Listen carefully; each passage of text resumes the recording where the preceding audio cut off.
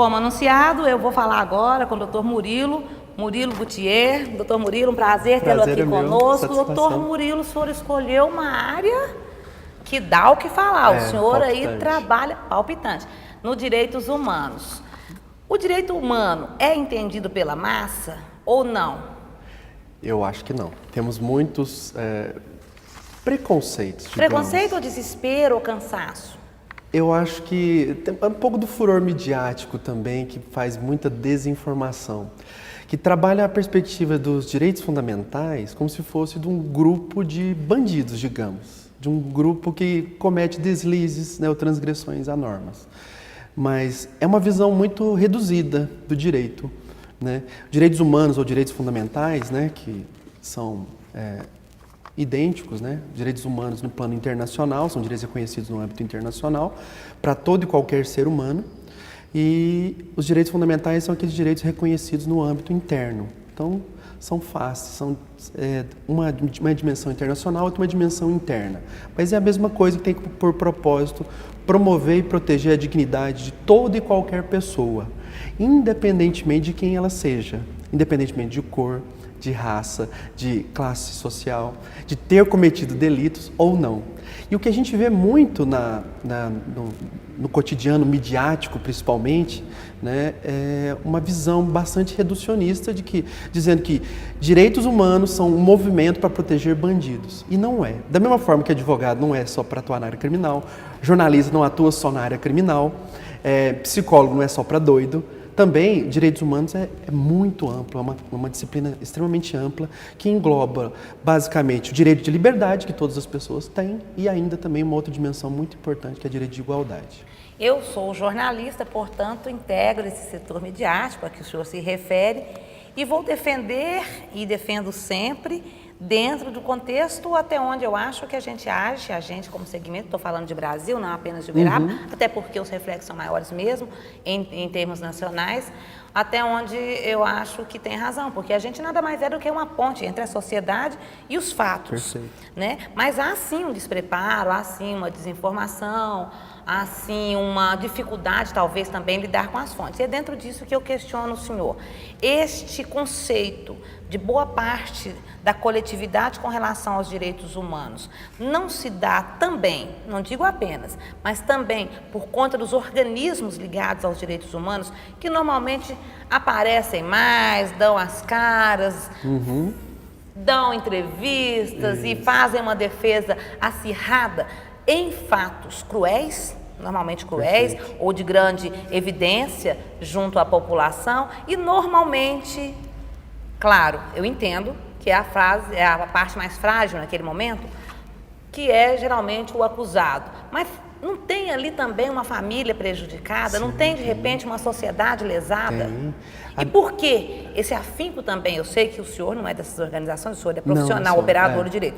Mas o senhor não concorda comigo que há uma tendência deles, pelo menos mediaticamente, se portarem na defesa dos acusados de forma muito mais veemente do que pelas famílias normalmente enlutadas ou vitimizadas?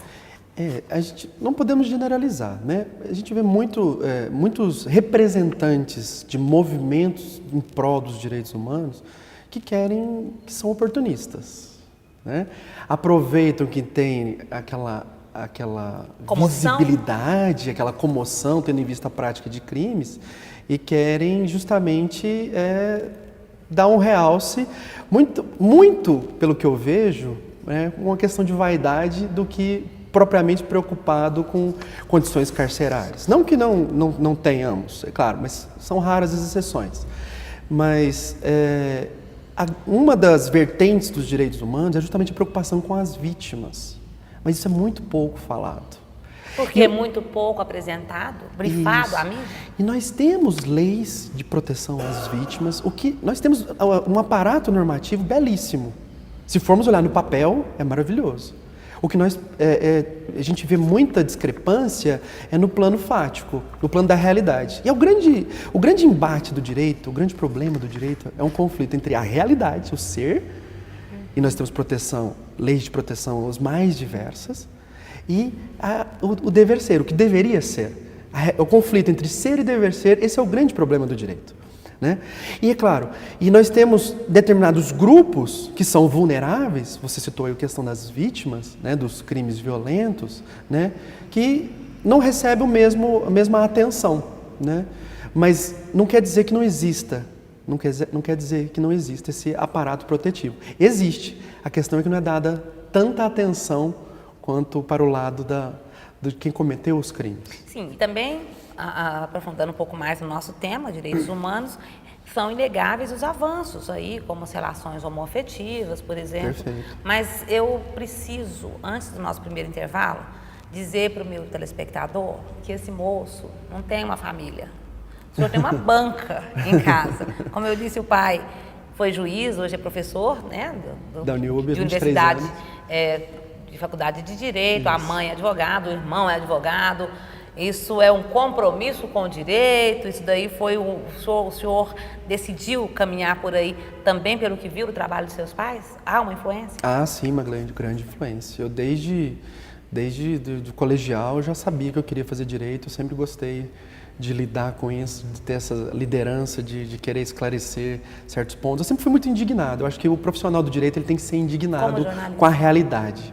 Que se ele for acomodado, eu acho que o direito não é um caminho que vá dar satisfação pessoal. Com 2 professores em casa, isso deve ser ótimo, porque você aprende fora, aprende em casa, bate um papo na hora do almoço, mas a cobrança também no mercado e em casa deve ser. É uma cobrança. Eu não queria estar na sua pele. Eu conheço o Dr. Santos. Nós vamos para o break e a gente volta para falar com o Dr. Murilo agora sobre situações pontuais na linha dos direitos humanos.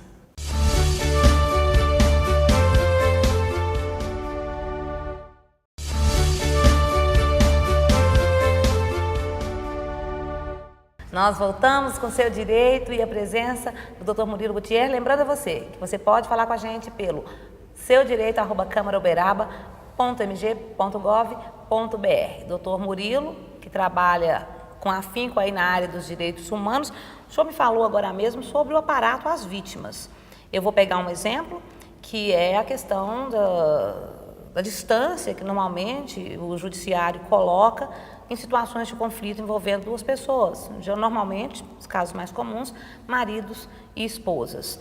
E há casos gritantes aí, inclusive noticiados pela mídia nacional, em que pessoas com a tal proteção acabam assassinadas pelo próprio afastado. Vamos chamar assim, o afastado do convívio. Onde está o erro? Se a lei está linda, se a proteção está efetivada, falta o quê? Fiscalização? Falta estrutura? A gente está brincando de fazer a justiça no Brasil? Concordo com você.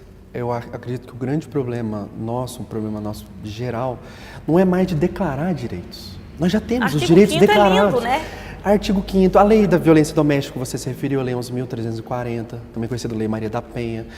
São leis maravilhosas, bem feitas e com grande espelho em normas internacionais, tratados internacionais. Mas que nós precisamos de estrutura.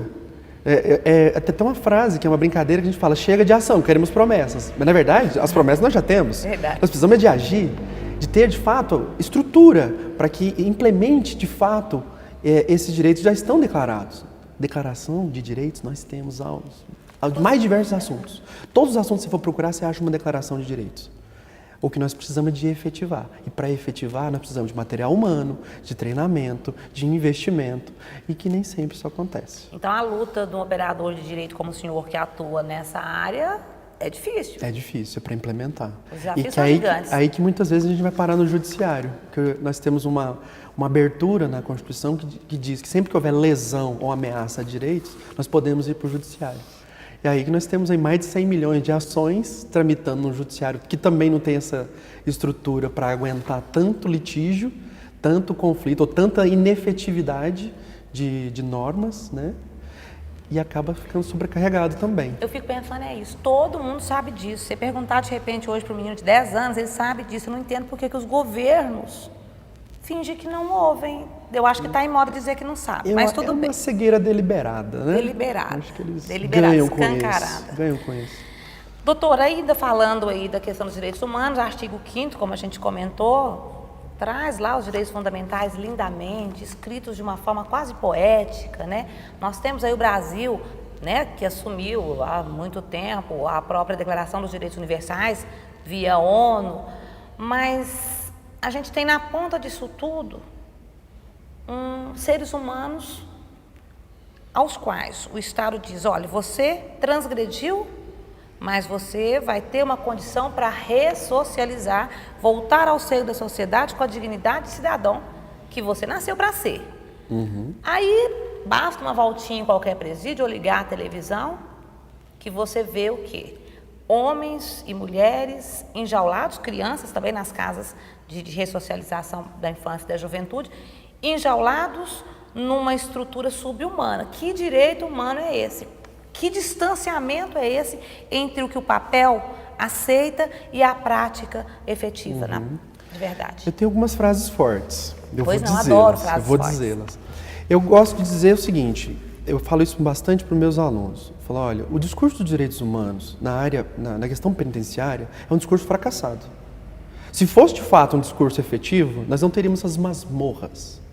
Pessoas presas em condições subhumanas, um presídio que cabe, igual aqui em Uberaba, cabe, salvo engano, 700, 800 pessoas e tem 1.400. E um monte de gente para ser preso. Né?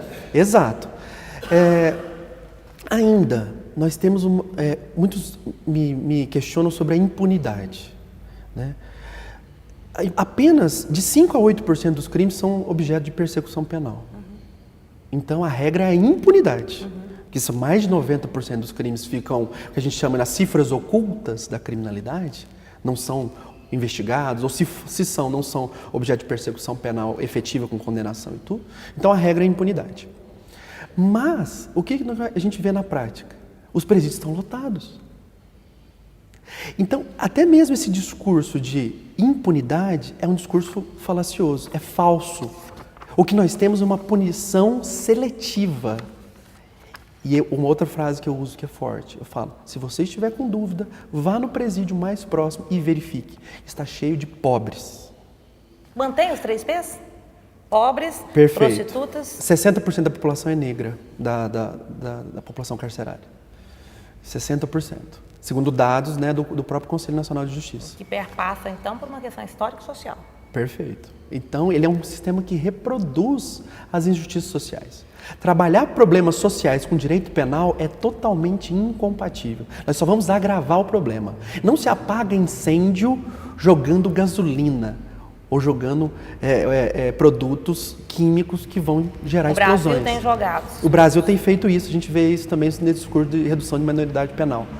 Eu vou falar sobre redução com o senhor, mas eu queria ainda voltar nessa questão aí que envolve muito o sistema carcerário brasileiro.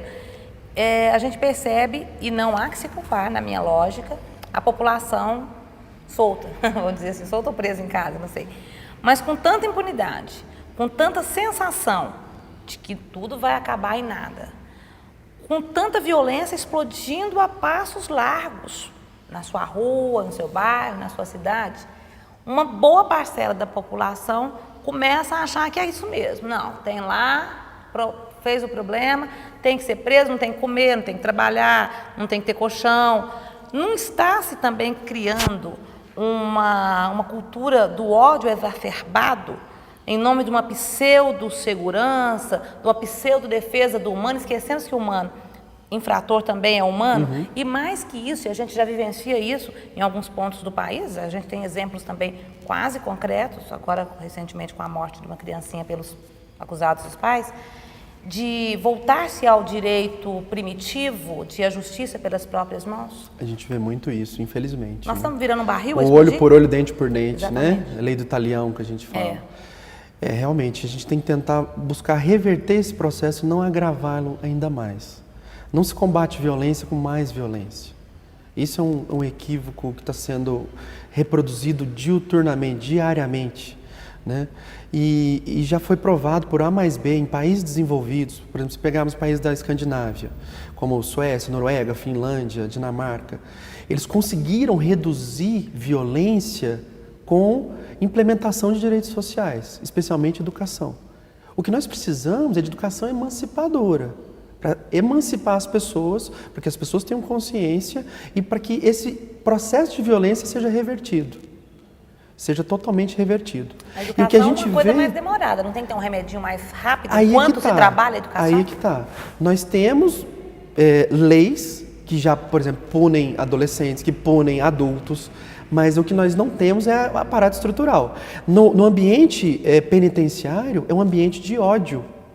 Como que você vai deixar uma pessoa lá dormindo em pé, falar que ela está sendo ressocializada? Ou eu vi semana passada, até percorreu as redes sociais, de um grupo de 50 pessoas enjauladas, todas nuas e com as necessidades feitas ali no chão, né? Como que uma pessoa como essa vai sentir algum tipo de sentimento nobre pela sociedade que o colocou lá, né? Num ambiente de ódio, que é um ambiente penitenciário, o que a gente está criando ali? Nós estamos plantando mais violência. E nós já temos as facções. Você imagina, qualquer um que cai ali num presídio, numa cela, já tem um líder, que tem uma facção por trás. Você adentra naquele presídio, ou você se amolda, ou você vai ser morto, ou você vai ser espancado. Você não tem direito nem de liberdade sexual, de dizer que você é hétero, que você é homo, você não tem nem direito de falar isso. Você vai sofrer estupros ali, ou violência das mais diversas.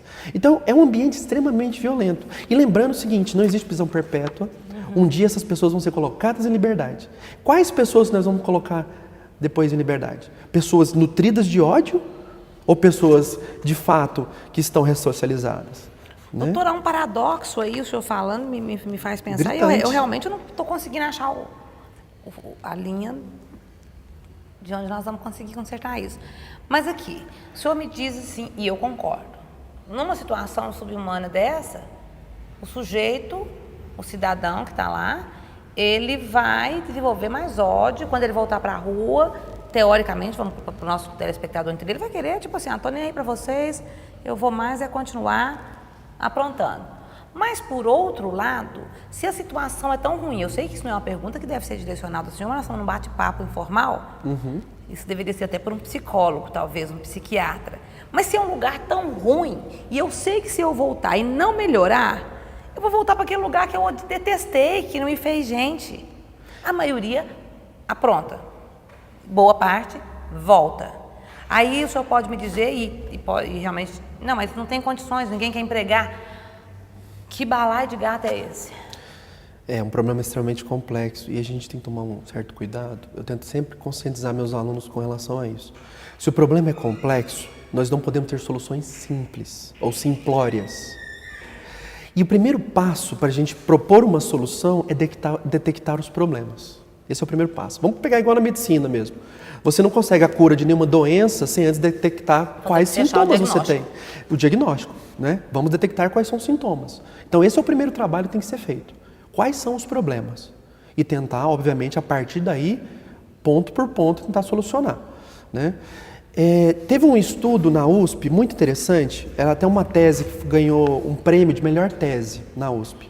Uma socióloga, ela foi nos 3 presídios mais violentos de São Paulo, onde há o domínio do PCC, o primeiro comando da capital. E ela conseguiu provar por A mais B, tanto que ela ganhou o prêmio de melhor tese do ano de 2012, até relativamente recente, 2012. Ela conseguiu provar por A mais B que o sistema, da forma como ele está, de reincidência de 70%, as pessoas que estão lá, elas têm um índice de reincidência de 70%. Por exemplo, um ladrão, um cara que assaltou um banco, ele vai entrar lá e ele vai ser treinado para outras áreas.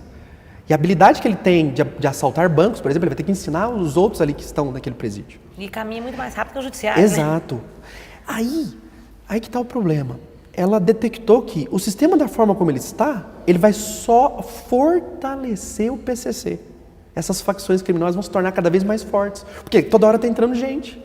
E o universo um dele rebanho. Vai crescer. Exato, é um rebanho que está sendo aumentado de pessoas. Imagina, se a pessoa cai lá dentro, ou ela se adapta àquele líder, ou ela vai ser morta ou violentada. A tendência é idolatrar o sistema paralelo. E as pessoas fazem, e eles têm até um sistema lá de ajuda à família, para ter um sistema de benefícios, né, para angariar de forma mais pacífica ou menos violenta os outros detentos, né, de ajudar pelo menos as famílias, que acaba fortalecendo o sistema. Então é um sistema altamente pernicioso.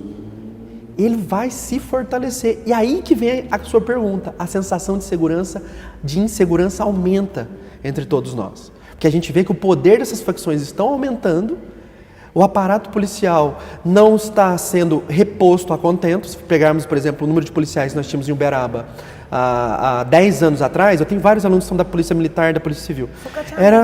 Nós tivemos uma redução de 40% no número de policiais. Sendo que, para uma cidade do porte de Uberaba, nós tínhamos que ter pelo menos 1.000 policiais. Nós temos, segundo me contaram, os alunos me contaram ali na Rádio Peão, nós temos aqui menos de 300. Uma cidade que deveria ter mais de 1.000 policiais. Então, olha só, vários problemas que nós temos que solucionar, né? Não é um só. Por isso que eu volto naquela minha frase do início. Não conseguimos solucionar problemas complexos com soluções simples. E é por isso que, embora a gente queira animar e dizer para o pessoal, olha, vai dar certo, a minha cara de desânimo conta, né? Ao ouvir o senhor que vencia. E chover no molhado também, o que todo mundo repete, é o crime cada vez mais organizado, um sistema cada vez mais perdido. A gente vai continuar falando com o Dr. Murilo daqui a pouquinho.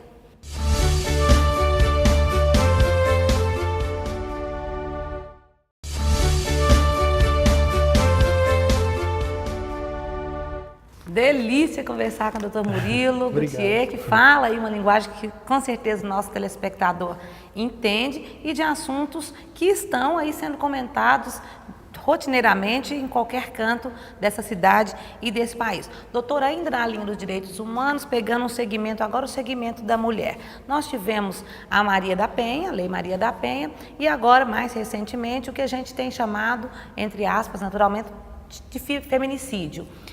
Isso também divide opiniões. Considerando a Carta Magna, que diz que os direitos são iguais, tem gente que acha que, olha, não, a mulher está buscando ser igual, mas está querendo ser tratada diferente. Outros falam, não, é isso mesmo, porque o abuso é gigante. Como professor de direito, como profissional ligado aos direitos humanos, qual a sua opinião? O que o senhor me diz sobre isso? Olha, eu entendo que essas medidas, a criação da Lei Maria da Penha, a criação de um tipo penal específico para coibir, tem o mesmo propósito, coibir a violência e o assassinato de mulheres, quando se fala no feminicídio, né? Tendo em vista razões ligadas ao gênero, né? Eu entendo que é uma medida constitucional. Ela é compatível com a Constituição e não fere o princípio da igualdade. Baseado em quê? Por quê? Nós temos uma consideração muito interessante. Quando nós falamos em tratamento igualitário ou tratamento desigual, né? Ou igualdade e desigualdade, nós temos que levar em consideração um elemento fundamental. A igualdade. Inferiorização. Esse é o elemento para a gente distinguir.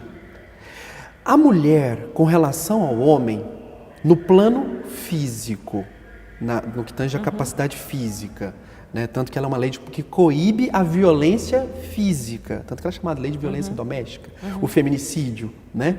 Por quê?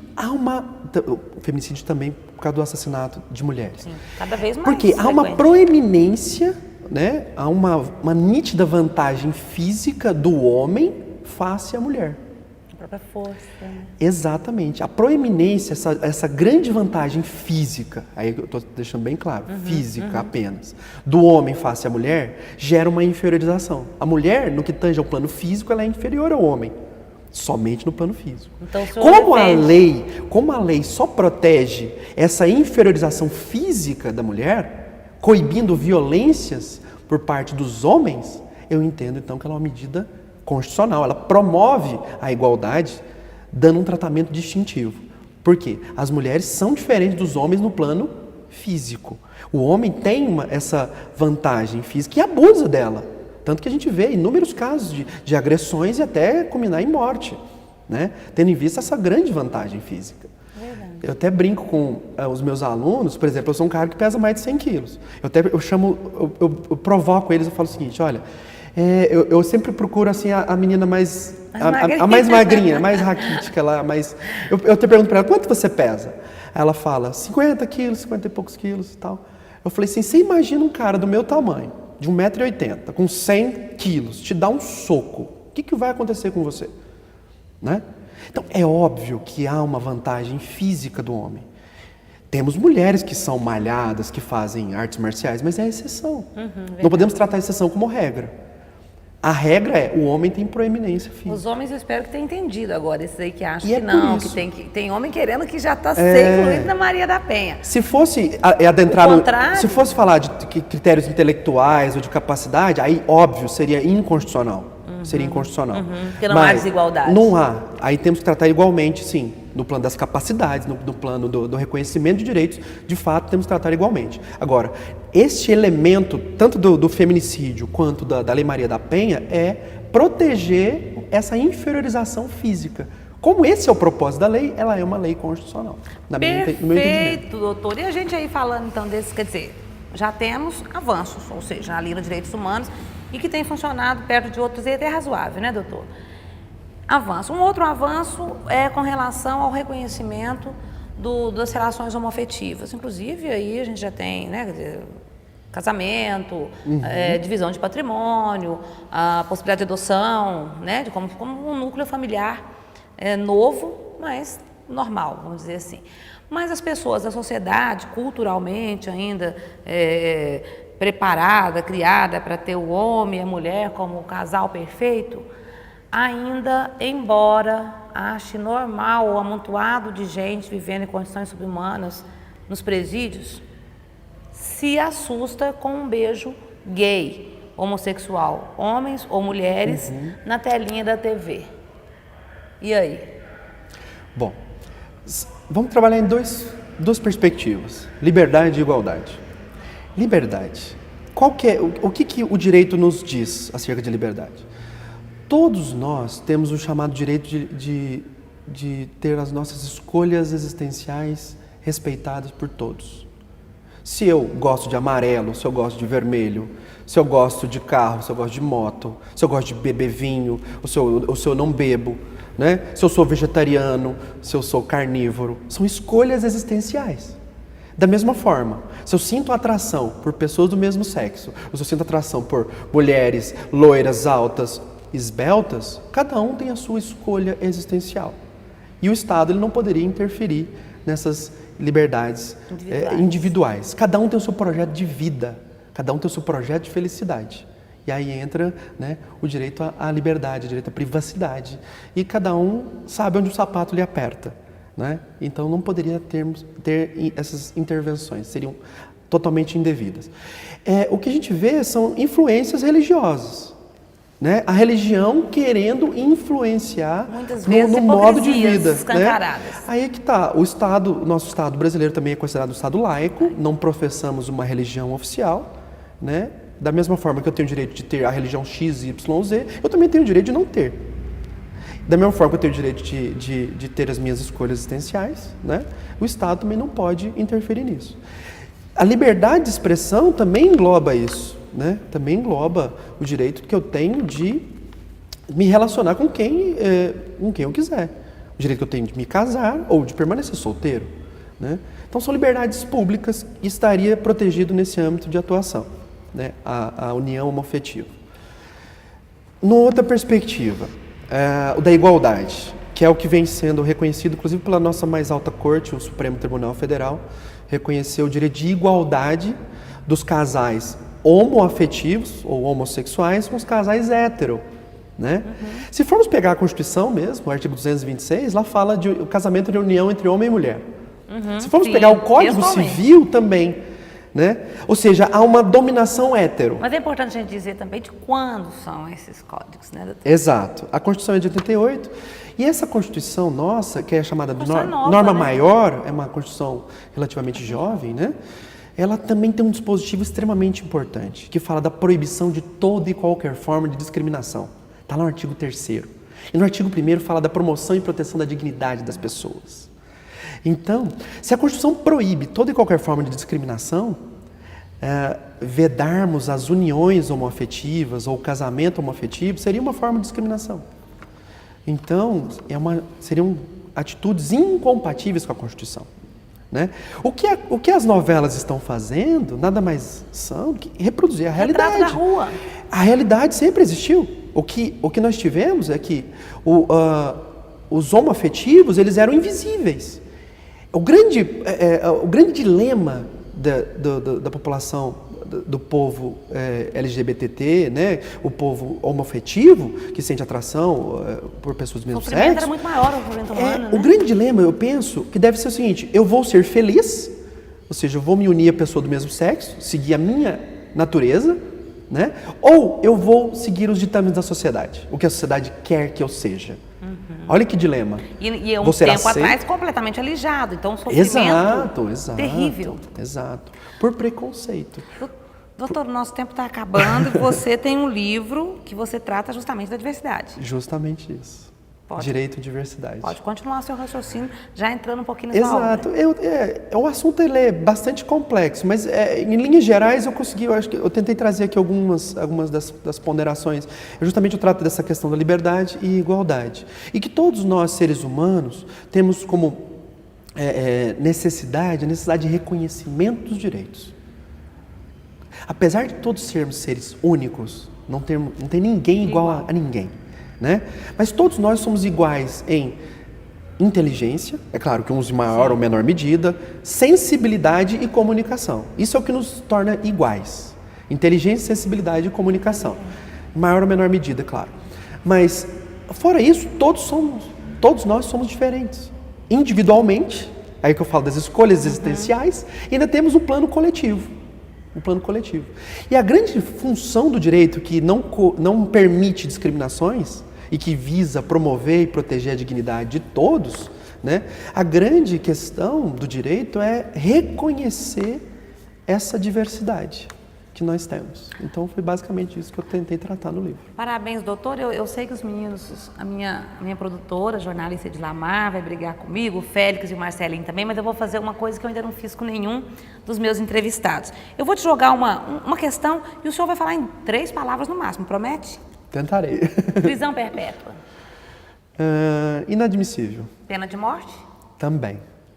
Aborto? Questionável. Pílula do dia seguinte? Costume. Costume? Virou um costume. Eutanásia? Eutanásia, direito à morte digna. Preconceito racial? Inadmissível também. Pílula do dia seguinte, as meninas estão usando? Estão, pelo que eu fico sabendo. Jura? Assim? Virou praxe.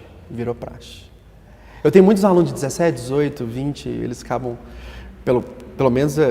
Meninas, não pode. Eu estou pegando o que eu escuto nas salas de aula, né? Eu dou aula para primeiro período, terceiro período. São jovens de 17, 18, 20 anos. Doutora, ficaria eles aqui, não têm limites. É uma geração sem limites, né?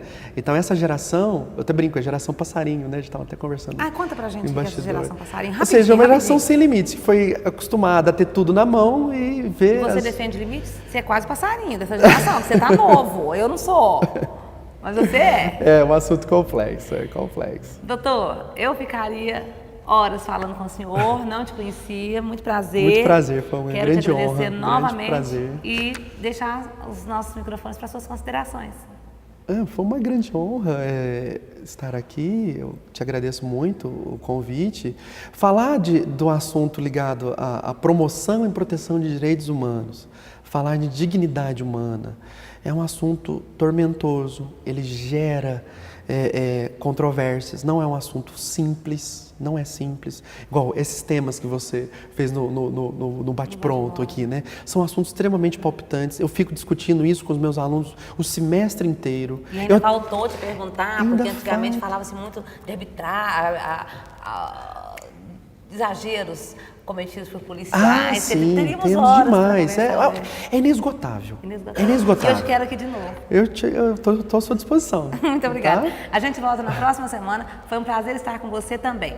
Faça sua sugestão, suas críticas. Fale conosco pelo Seu Direito Câmara Uberaba, @câmaraUberaba.mg.gov.br. Até mais.